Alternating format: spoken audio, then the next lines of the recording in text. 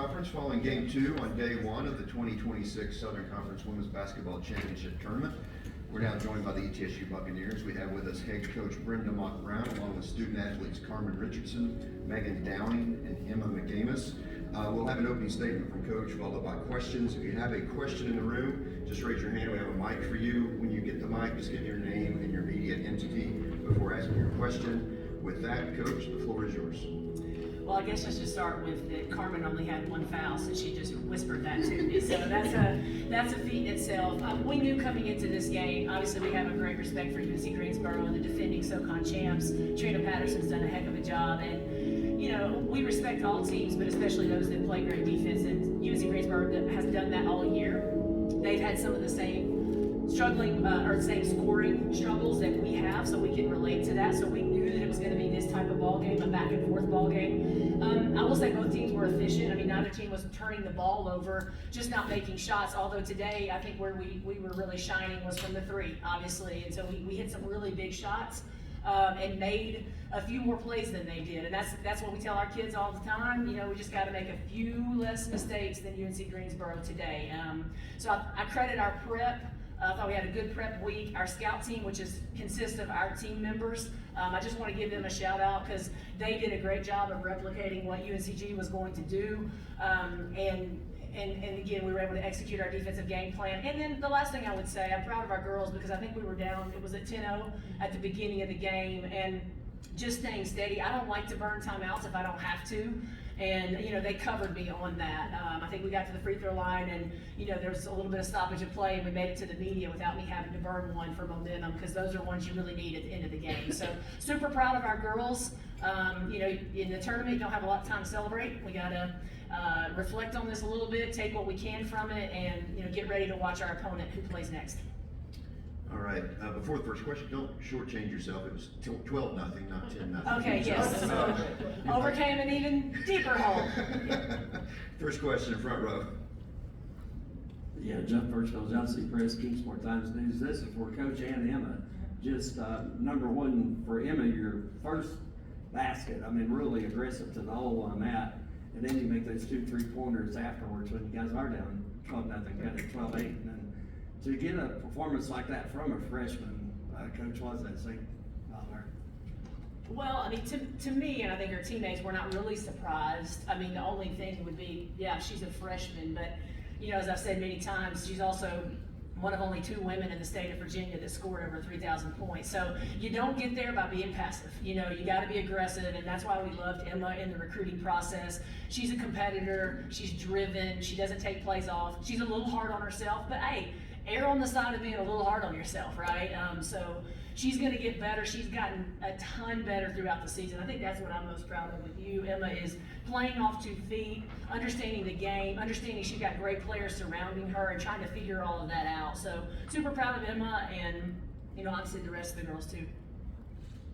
And Emma, for you, I don't know, I think I saw that we were down 12-0 and I was like, well, so we need a little bit of energy. I know we just weren't clicking together, and I was like, even if I don't score, like just bringing energy to the game, to the team.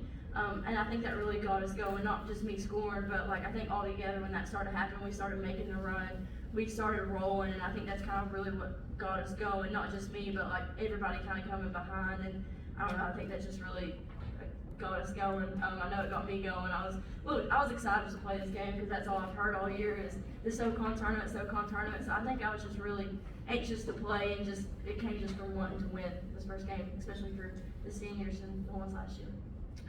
About halfway back. Steve, with Greenville Sports Media. Coach, you mentioned the scout team. I'm curious, what changes, if any, did you make in how you prepare your scout team and how you have them get ready for a tournament versus the regular season?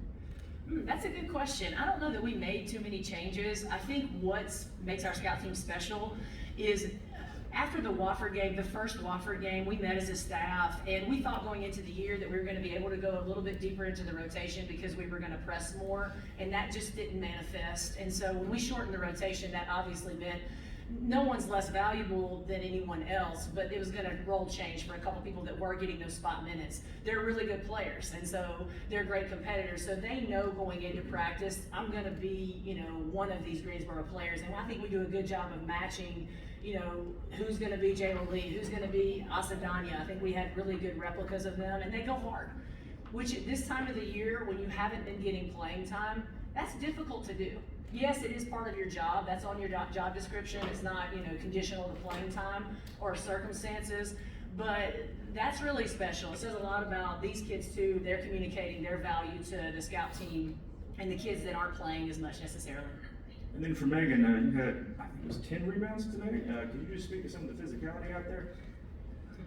I mean, it was a physical game, but my mindset going in is just get every rebound I can. That doesn't really change for me, like game after game. Physicality doesn't really change how I play the game. So, I mean, just going and pursuing the ball. It looked like it was a little fun out there playing tough. Yeah, it's fun. It's a good time. Back row.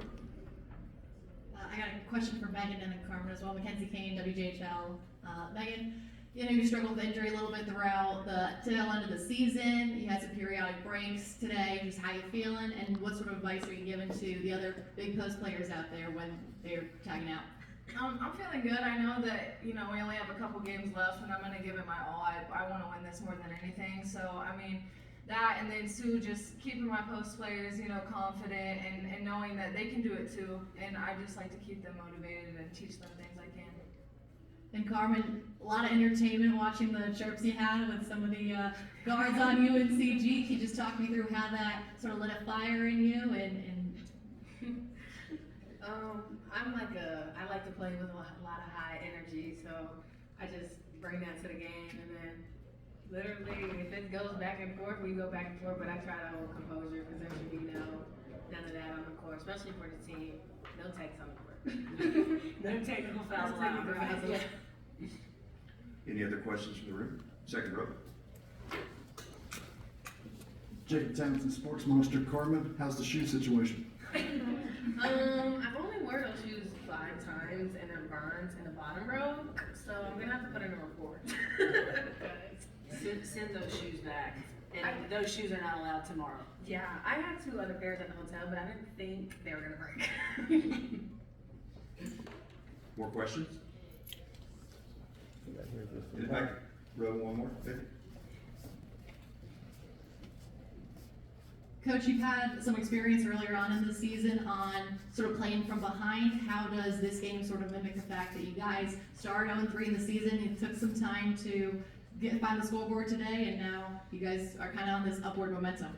I think because we've been in this situation several times. I mean, I know that there's some first quarters where we have been the aggressor. Well, we're generally the aggressor. The shots may not be falling, but we have had deficits, and so the thing that we've been talking about with our players is at this point in the season we're not going to become some offensive powerhouse. Now, again, we did 11 from 22 from 3 was very helpful, and those things can happen. But just understand the mindset, and I don't think that people understand how hard it is. Again, we want to be a great offensive team, but it's much harder to play defense in transition. So I told the kids, you can't focus on that. You can't focus on the make or miss. We've got to play defense. We've got to guard. You know, I tell our kids we do a drill called hold the lead, and they just sit out there and play defense. And we're up 10 on the clock, 5 minutes. You know, rep after rep after rep.